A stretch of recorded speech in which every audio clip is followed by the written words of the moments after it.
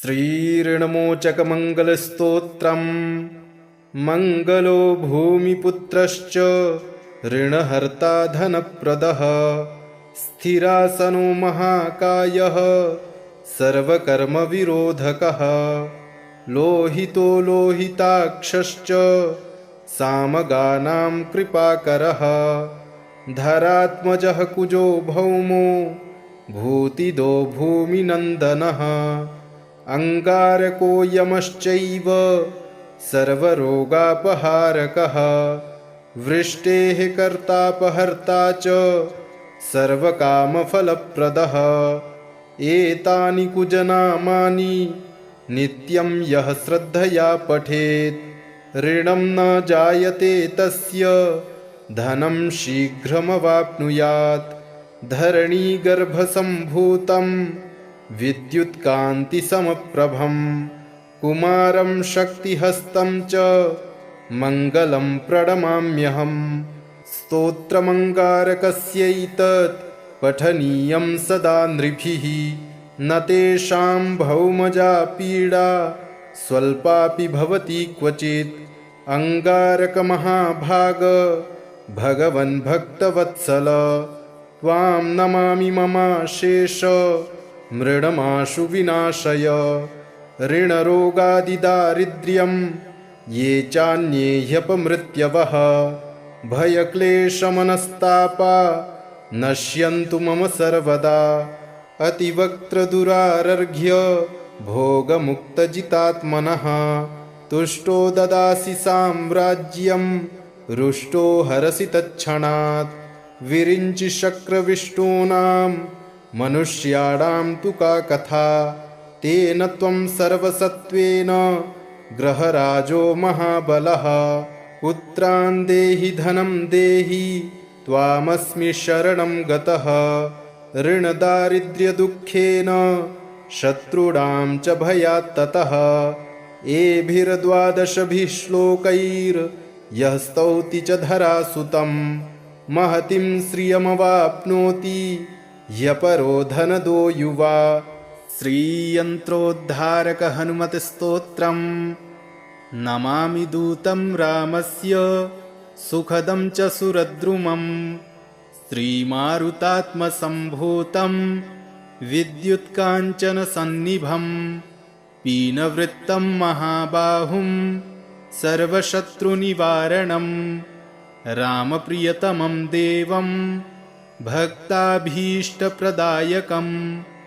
नानारत्नसमायुक्तं कुण्डलादिविराजितं द्वात्रिंशलक्षणोपेतं स्वर्णपीठविराजितं 30,000,000,बीजसंयुक्तं द्वादशावर्तिप्रतिष्ठितं पद्मासनस्थितं देवं षट्कोणमण्डलमध्यगं चतुर्भुजं महाकायं सर्ववैष्णवशेखरं गदाभयकरं हस्तौ हृदि स्थो सुकृताञ्जलिं हंसमन्त्रप्रवक्तारं सर्वजीवनियामकं प्रभञ्जनशब्दवाच्येन सर्वदुर्मतभञ्जकं सर्वदाभीष्टदातारं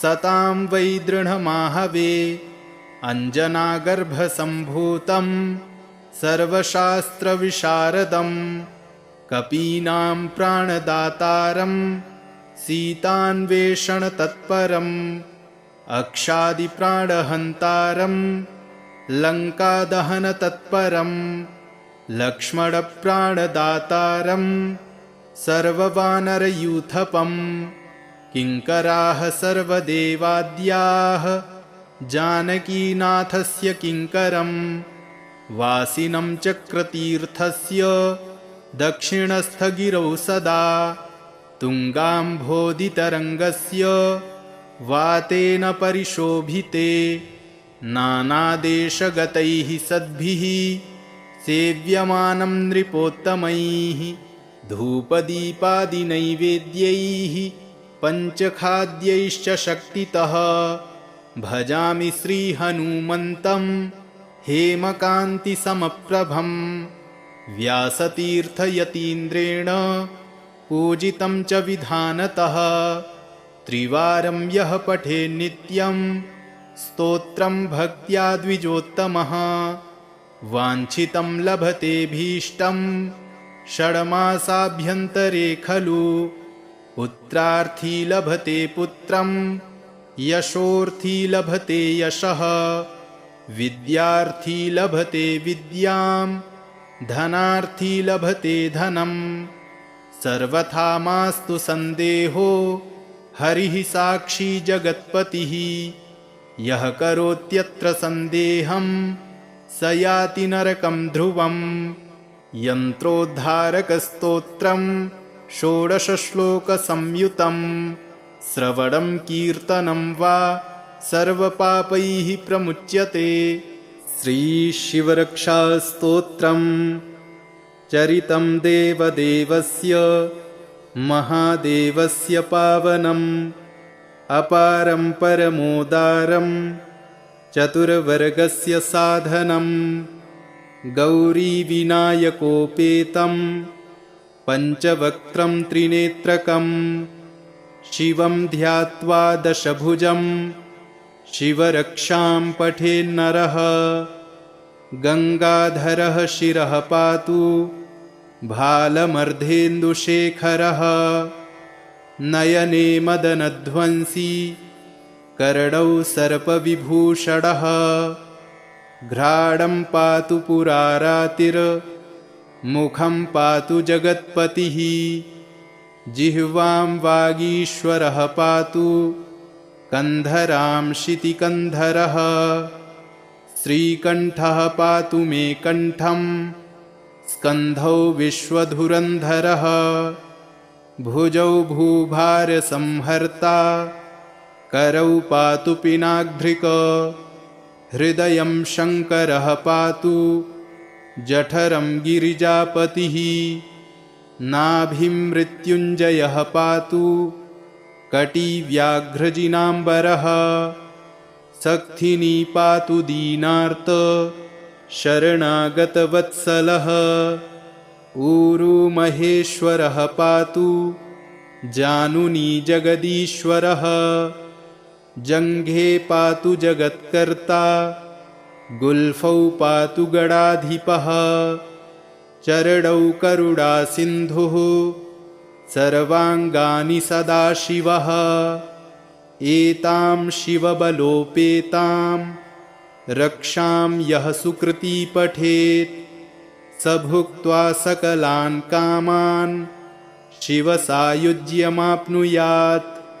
ग्रहभूतपिशाचाद्यास्त्रैलोक्ये विचरन्ति ये दूरादाशु पलायन्ते शिवनामाभिरक्षणात्।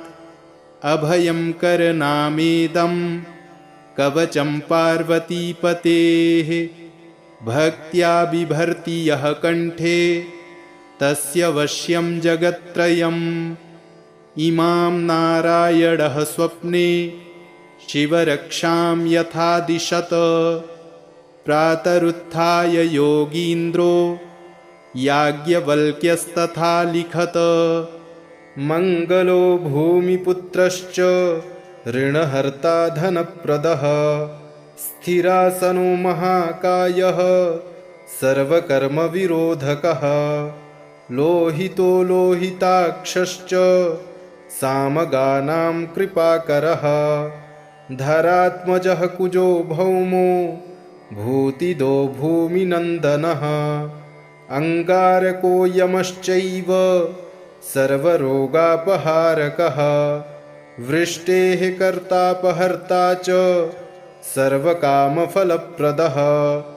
एतानि कुजनामानि नित्यं यः श्रद्धया पठेत् ऋणं न जायते तस्य धनं शीघ्रमवाप्नुयात्। धरणीगर्भसम्भूतं विद्युत्कान्तिसमप्रभं कुमारं शक्तिहस्तं च मङ्गलं प्रणमाम्यहम्। स्तोत्रमङ्गारकस्यैतत् पठनीयं सदा नृभिः। न तेषां भौमजा पीडा स्वल्पापि भवति क्वचित्। अंगारकमहाभाग भगवन् भक्तवत्सल, त्वां नमामि ममाशेष मृडमाशु विनाशय। ऋणरोगादिदारिद्र्यं ये चान्ये ह्यपमृत्यवः, भयक्लेशमनस्तापा नश्यन्तु मम सर्वदा। अतिवक्त्रदुरारर्घ्य भोगमुक्तजितात्मनः, तुष्टो ददासि साम्राज्यं रुष्टो हरसि तत्क्षणात्। विरिञ्चि शक्रविष्टूनां मनुष्याणां तु का कथा, तेन त्वं सर्वसत्त्वेन ग्रहराजो महाबलः। पुत्रान् देहि धनं देहि त्वामस्मि शरणं गतः, ऋणदारिद्र्यदुःखेन शत्रूणां च भयात् ततः। एभिर्द्वादशभिः श्लोकैर्यः स्तौति च धरासुतं, महतीं श्रियमवाप्नोति ह्यपरो धनदो युवा। नमामि दूतं रामस्य सुखदं च सुरद्रुमं, श्रीमारुतात्मसम्भूतं विद्युत्काञ्चनसन्निभं। पीनवृत्तं महाबाहुं सर्वशत्रुनिवारणं, रामप्रियतमं देवं भक्ताभीष्टप्रदायकं। नानारत्नसमायुक्तं कुण्डलादिविराजितं, 32 स्वर्णपीठविराजितं। 30 द्वादशावर्तिप्रतिष्ठितं, पद्मासनस्थितं देवं षट्कोणमण्डलमध्यगं। चतुर्भुजं महाकायं सर्ववैष्णवशेखरं, गदाभयकरं हस्तौ हृदि स्थो सुकृताञ्जलिं। हंसमन्त्रप्रवक्तारं सर्वजीवनियामकं, प्रभञ्जनशब्दवाच्येन सर्वदुर्मतभञ्जकं। सर्वदाभीष्टदातारं सतां वै दृढमाहवे, अञ्जनागर्भसम्भूतं सर्वशास्त्रविशारदं। कपीनां प्राणदातारं सीतान्वेषणतत्परं, अक्षादिप्राणहन्तारं लङ्कादहनतत्परं। लक्ष्मणप्राणदातारं सर्ववानरयूथपं, किङ्कराः सर्वदेवाद्याः जानकीनाथस्य किङ्करं।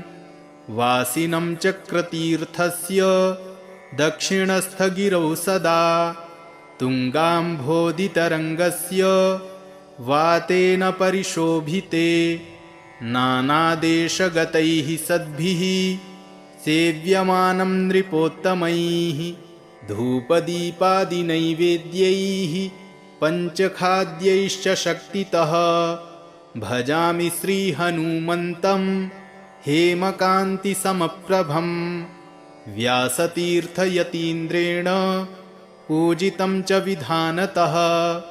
त्रिवारं यः पठे नित्यं स्तोत्रं भक्त्या द्विजोत्तमः, वाञ्छितं लभतेऽभीष्टं षड्मासाभ्यन्तरे खलु।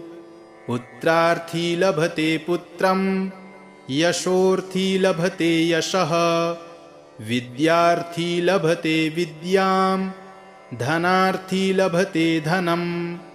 सर्वथा मास्तु सन्देहो हरिः साक्षी जगत्पतिः, यः करोत्यत्र सन्देहं स याति नरकं ध्रुवम्।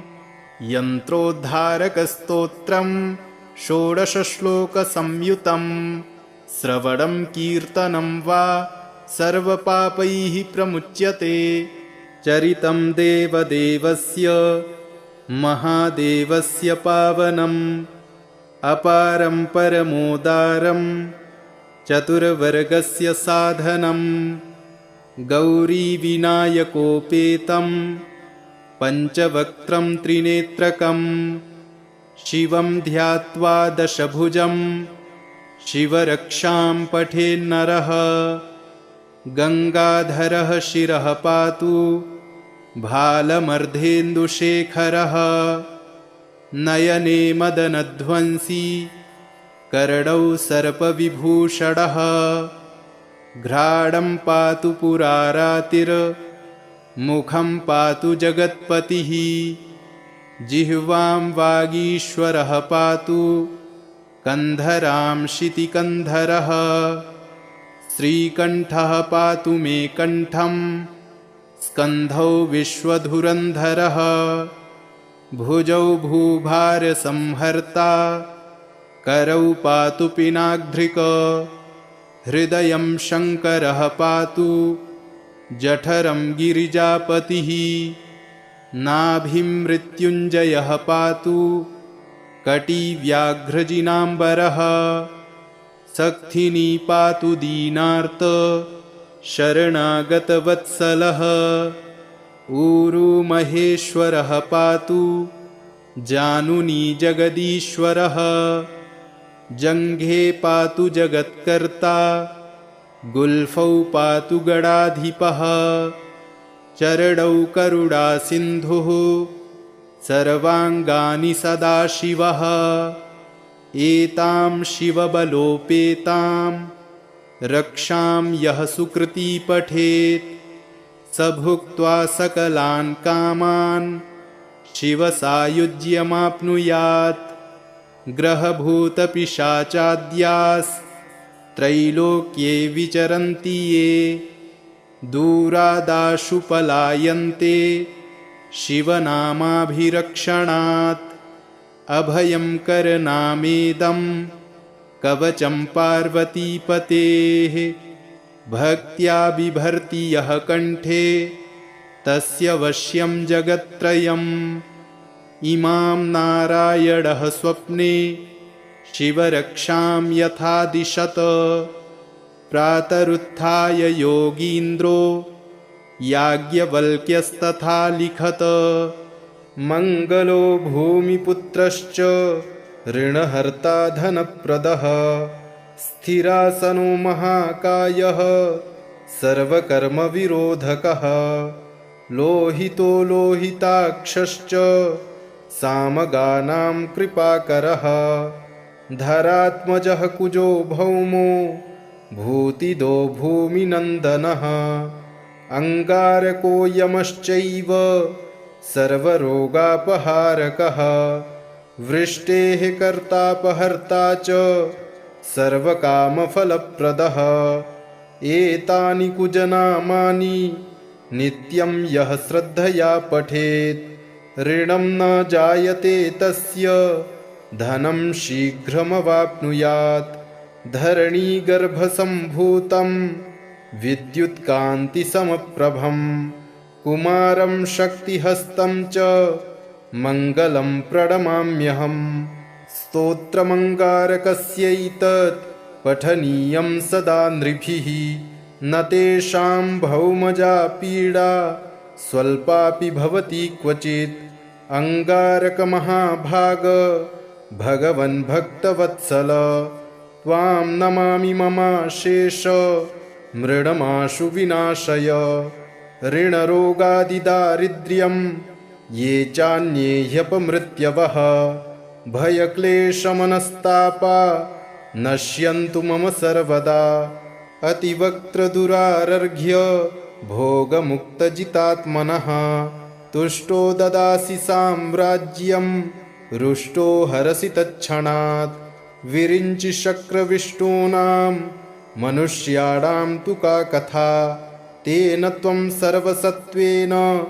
ग्रहराजो महाबलः पुत्रान् देहि धनं देहि त्वामस्मि शरणं गतः ऋणदारिद्र्यदुःखेन शत्रूणां च भयात् ततः एभिर्द्वादशभिः श्लोकैर्यः स्तौति च धरासुतं महतीं श्रियमवाप्नोति ह्यपरो धनदो युवा नमामि दूतं रामस्य सुखदं च सुरद्रुमं श्रीमारुतात्मसम्भूतं विद्युत्काञ्चनसन्निभं पीनवृत्तं महाबाहुं सर्वशत्रुनिवारणं रामप्रियतमं देवं भक्ताभीष्टप्रदायकं नानारत्नसमायुक्तं कुण्डलादिविराजितं 32 स्वर्णपीठविराजितं 30 कोटिबीजसंयुक्तं 12 पद्मासनस्थितं देवं षट्कोडमण्डलमध्यगं चतुर्भुजं महाकायं सर्ववैष्णवशेखरं गदाभयकरं हस्तौ हृदि स्थो सुकृताञ्जलिं हंसमन्त्रप्रवक्तारं सर्वजीवनियामकं प्रभञ्जनशब्दवाच्येन सर्वदुर्मतभञ्जकं सर्वदाभीष्टदातारं सतां वै दृढमाहवे अञ्जनागर्भसम्भूतं सर्वशास्त्रविशारदं कपीनां प्राणदातारं सीतान्वेषणतत्परम् अक्षादिप्राणहन्तारं लङ्कादहनतत्परं लक्ष्मणप्राणदातारं सर्ववानरयूथपं किङ्कराः सर्वदेवाद्याः जानकीनाथस्य किङ्करं वासिनं चक्रतीर्थस्य दक्षिणस्थगिरौ सदा तुङ्गाम्भोदितरङ्गस्य वातेन परिशोभिते नानादेशगतैः सद्भिः सेव्यमानं नृपोत्तमैः धूपदीपादिनैवेद्यैः पञ्चखाद्यैश्च शक्तितः भजामि श्रीहनुमन्तं हेमकान्तिसमप्रभं व्यासतीर्थयतीन्द्रेण पूजितं च विधानतः त्रिवारं यः पठेत् नित्यं स्तोत्रं भक्त्या द्विजोत्तमः वाञ्छितं लभतेऽभीष्टं षड्मासाभ्यन्तरे खलु पुत्रार्थी लभते पुत्रं यशोर्थी लभते यशः विद्यार्थी लभते विद्यां धनार्थी लभते धनम् सर्वथा मास्तु सन्देहो हरिः साक्षी जगत्पतिः यः करोत्यत्र सन्देहं स याति नरकं ध्रुवम् यन्त्रोद्धारकस्तोत्रं 16 श्लोकसंयुतं श्रवणं कीर्तनं वा सर्वपापैः प्रमुच्यते चरितं देवदेवस्य महादेवस्य पावनम् अपारं परमोदारं चतुर्वर्गस्य साधनं गौरीविनायकोपेतं पञ्चवक्त्रं त्रिनेत्रकं शिवं ध्यात्वा दशभुजं शिवरक्षां पठेन्नरः गङ्गाधरः शिरः पातु भालमर्धेन्दुशेखरः नयने मदनध्वंसी कर्णौ सर्पविभूषणः घ्राणं पातु पुरारातिर्मुखं पातु जगत्पतिः जिह्वां वागीश्वरः पातु कन्धरां शितिकन्धरः श्रीकण्ठः पातु मे कण्ठं स्कन्धौ विश्वधुरन्धरः भुजौ भूभारसंहर्ता करौ पातु पिनाग्ध्रिक हृदयं शङ्करः पातु जठरं गिरिजापतिः नाभिं मृत्युञ्जयः पातु कटिव्याघ्रजिनाम्बरः सक्थिनी पातु दीनार्त शरणागतवत्सलः ऊरू महेश्वरः पातु जानुनी जगदीश्वरः जङ्घे पातु जगत्कर्ता गुल्फौ पातु गणाधिपः चरणौ करुणासिन्धुः सर्वाङ्गानि सदाशिवः एतां शिवबलोपेतां रक्षां यः सुकृती पठेत् स भुक्त्वा सकलान् कामान् शिवसायुज्यमाप्नुयात् ग्रहभूतपिशाचाद्यास्त्रैलोक्ये विचरन्ति ये दूरादाशु पलायन्ते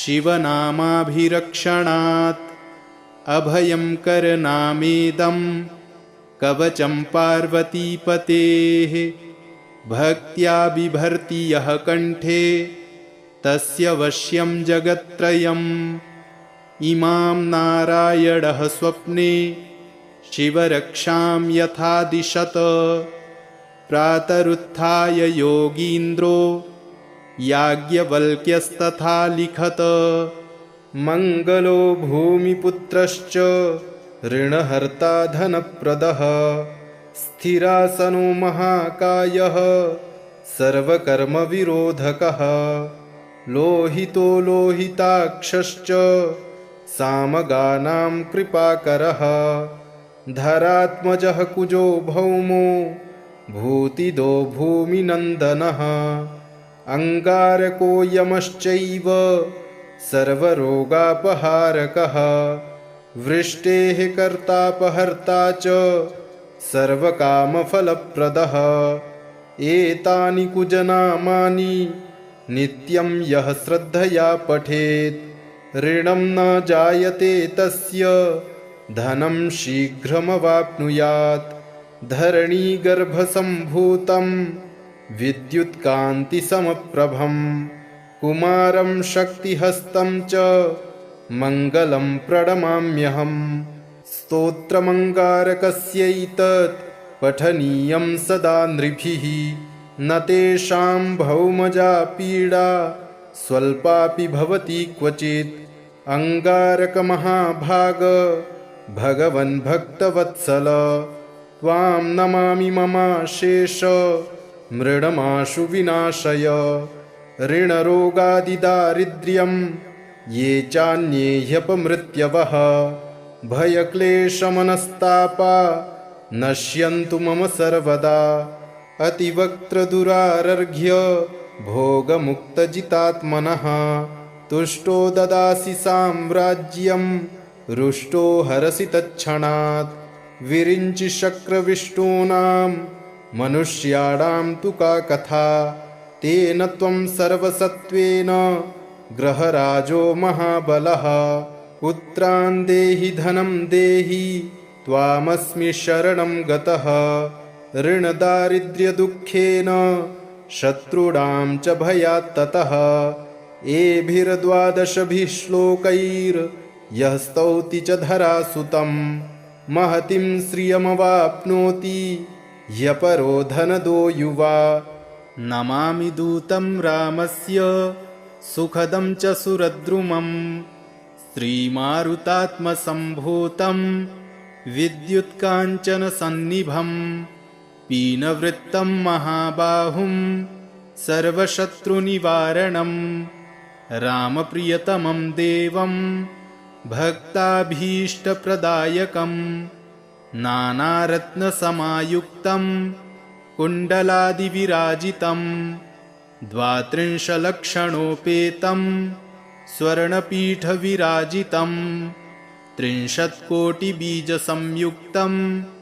द्वादशावर्तिप्रतिष्ठितं पद्मासनस्थितं देवं षट्कोणमण्डलमध्यगं चतुर्भुजं महाकायं सर्ववैष्णवशेखरं गदाभयकरं हस्तौ हृदि स्थो सुकृताञ्जलिं हंसमन्त्रप्रवक्तारं सर्वजीवनियामकं प्रभञ्जनशब्दवाच्येन सर्वदुर्मतभञ्जकं सर्वदाभीष्टदातारं सतां वै दृढमाहवे अञ्जनागर्भसम्भूतं सर्वशास्त्रविशारदं कपीनां प्राणदातारं सीतान्वेषणतत्परं अक्षादिप्राणहन्तारं लङ्कादहनतत्परं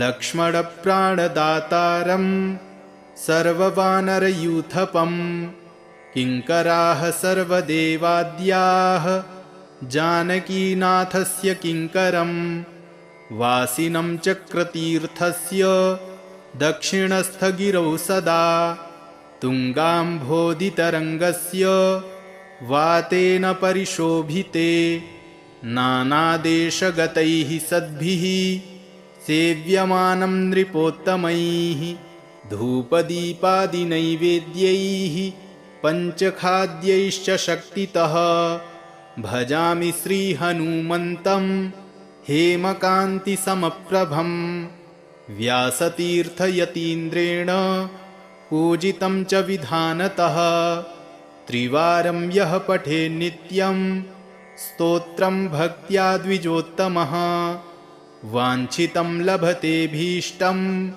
षड्मासाभ्यन्तरे खलु पुत्रार्थी लभते पुत्रं यशोर्थी लभते यशः विद्यार्थी लभते विद्यां धनार्थी लभते धनम् सर्वथा मास्तु सन्देहो हरिः साक्षी जगत्पतिः यः करोत्यत्र सन्देहं स याति नरकं ध्रुवम् यन्त्रोद्धारकस्तोत्रं षोडशश्लोकसंयुतं श्रवणं कीर्तनं वा सर्वपापैः प्रमुच्यते चरितं देवदेवस्य महादेवस्य पावनम् अपारं परमोदारं चतुर्वर्गस्य साधनं गौरीविनायकोपेतं पञ्चवक्त्रं त्रिनेत्रकं शिवं ध्यात्वा दशभुजं शिवरक्षां पठेन्नरः गङ्गाधरः शिरः पातु भालमर्धेन्दुशेखरः नयने मदनध्वंसी कर्णौ सर्पविभूषणः घ्राणं पातु पुरारातिर्मुखं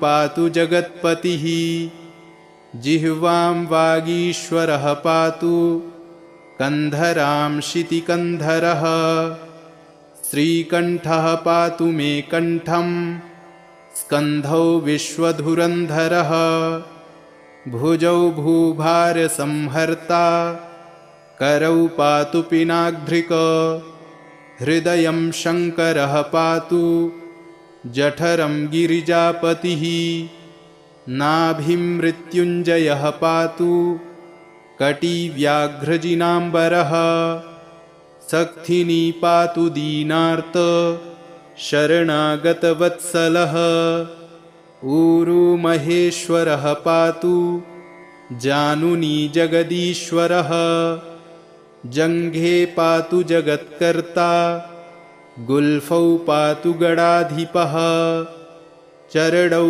करुणासिन्धुः सर्वाङ्गानि सदाशिवः एतां शिवबलोपेतां रक्षां यः सुकृती पठेत् स भुक्त्वा सकलान् कामान् शिवसायुज्यमाप्नुयात् ग्रहभूतपिशाचाद्यास्त्रैलोक्ये विचरन्ति ये दूरादाशु पलायन्ते शिवनामाभिरक्षणात्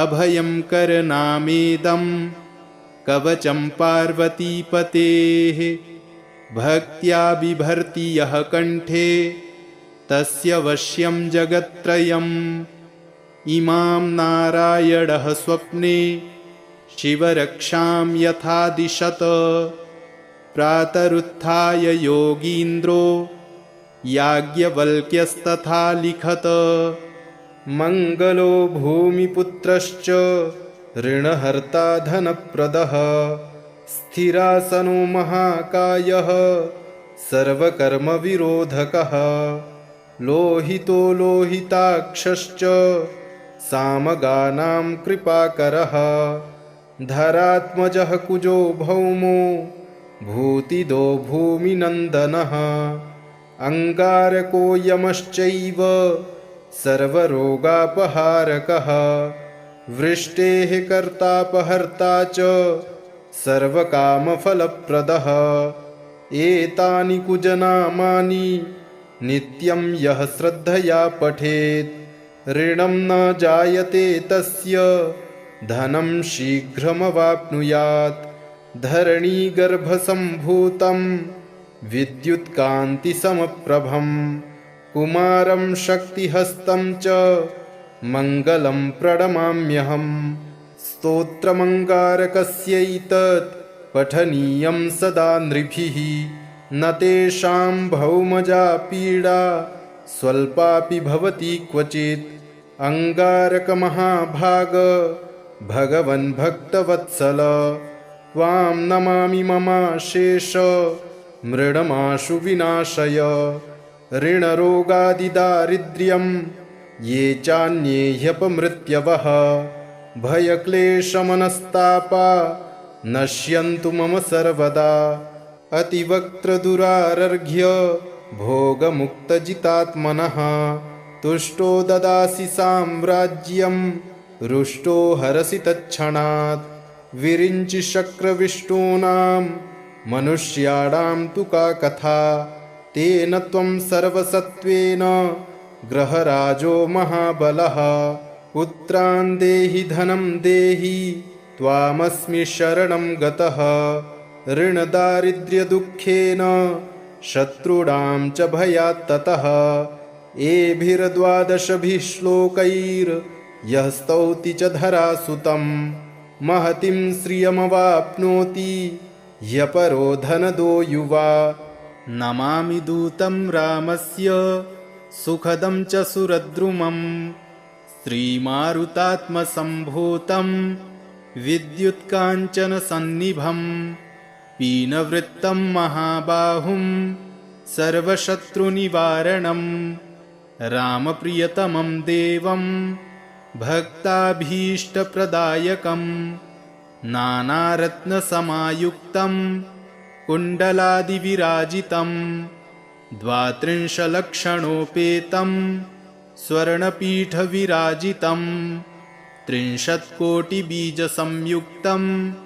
द्वादशावर्तिप्रतिष्ठितं पद्मासनस्थितं देवं षट्कोडमण्डलमध्यगं चतुर्भुजं महाकायं सर्ववैष्णवशेखरं गदाभयकरं हस्तौ हृदि स्थो सुकृताञ्जलिं हंसमन्त्रप्रवक्तारं सर्वजीवनियामकं प्रभञ्जनशब्दवाच्येन सर्वदुर्मतभञ्जकं सर्वदाभीष्टदातारं सतां वै दृढमाहवे अञ्जनागर्भसम्भूतं सर्वशास्त्रविशारदं कपीनां प्राणदातारं सीतान्वेषणतत्परम् अक्षादिप्राणहन्तारं लङ्कादहनतत्परं लक्ष्मणप्राणदातारं सर्ववानरयूथपं किङ्कराः सर्वदेवाद्याः जानकीनाथस्य किङ्करं वासिनं चक्रतीर्थस्य दक्षिणस्थगिरौ सदा तुङ्गाम्भोदितरङ्गस्य वातेन परिशोभिते नानादेशगतैः सद्भिः सेव्यमानं नृपोत्तमैः धूपदीपादिनैवेद्यैः पञ्चखाद्यैश्च शक्तितः भजामि श्रीहनुमन्तं हेमकान्तिसमप्रभं व्यासतीर्थयतीन्द्रेण पूजितं च विधानतः त्रिवारं यः पठे नित्यं स्तोत्रं भक्त्या द्विजोत्तमः वाञ्छितं लभते भीष्टं षड्मासाभ्यन्तरे खलु पुत्रार्थी लभते पुत्रं यशोर्थी लभते यशः विद्यार्थी लभते विद्यां धनार्थी लभते धनं सर्वथा मास्तु सन्देहो हरिः साक्षी जगत्पतिः। यः करोत्यत्र सन्देहं स याति नरकं ध्रुवम्। यन्त्रोद्धारकस्तोत्रं षोडशश्लोकसंयुतं। श्रवणं कीर्तनं वा सर्वपापैः प्रमुच्यते। चरितं देवदेवस्य महादेवस्य पावनम्। अपारं परमोदारं चतुर्वर्गस्य साधनम्। गौरीविनायकोपेतं पञ्चवक्त्रं त्रिनेत्रकम्। शिवं ध्यात्वा दशभुजं शिवरक्षां पठेन्नरः। गङ्गाधरः शिरः पातु भालमर्धेन्दुशेखरः। नयने मदनध्वंसी कर्णौ सर्पविभूषणः। घ्राणं पातु पुरारातिर्मुखं पातु जगत्पतिः। जिह्वां वागीश्वरः पातु कन्धरां शितिकन्धरः। श्रीकण्ठः पातु मे कण्ठं स्कन्धौ विश्वधुरन्धरः। भुजौ भूभारसंहर्ता करौ पातु पिनाग्ध्रिक। हृदयं शङ्करः पातु जठरं गिरिजापतिः। नाभिं मृत्युञ्जयः पातु कटिव्याघ्रजिनाम्बरः। सक्थिनी पातु दीनार्त शरणागतवत्सलः। ऊरू महेश्वरः पातु जानुनी जगदीश्वरः। जङ्घे पातु जगत्कर्ता गुल्फौ पातु गणाधिपः। चरणौ करुणासिन्धुः सर्वाङ्गानि सदाशिवः। एतां शिवबलोपेतां रक्षां यः सुकृती पठेत् स भुक्त्वा सकलान् कामान् शिवसायुज्यमाप्नुयात्। ग्रहभूतपिशाचाद्यास्त्रैलोक्ये विचरन्ति ये दूरादाशु पलायन्ते शिवनामाभिरक्षणात्। अभयं करनामेदं कवचं पार्वतीपतेः। भक्त्या बिभर्ति यः कण्ठे तस्य वश्यं जगत्त्रयम्। इमां नारायणः स्वप्ने शिवरक्षां यथा दिशत। प्रातरुत्थाय योगीन्द्रो याज्ञवल्क्यस्तथा लिखत। इति श्रीयाज्ञवल्क्यप्रोक्तं शिवरक्षास्तोत्रं सम्पूर्णम्।